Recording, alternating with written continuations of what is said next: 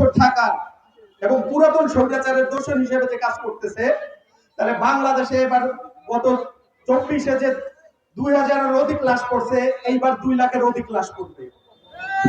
অতএব জীবন দিয়ে হইলেও আমরা যে স্বাধীনতা অর্জন করছি, আমাদের সেই স্বাধীনতা অর্জন করতে হবে, নয়তোবা আমাদের মা বোনদের ঘর থেকে ধরে নিয়ে যাওয়া হবে।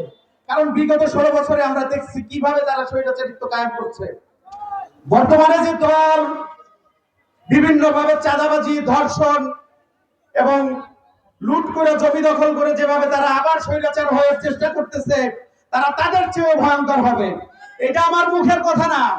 তারা বিগত বছরে যা সরকার যখন ছিল, জনগণ যখন তাদের উপর আস্থা রেখে ভোট দিয়ে নির্বাচিত করছিল, তারা 5 বছর ক্ষমতায় বাংলাদেশকে দুর্নীতির অন্যতম জায়গায় নিয়ে গেছে। অতএব তারা যদি আবার ক্ষমতায় আসে, তারা 16 বছর না 32 বছর থাকার চেষ্টা করবে।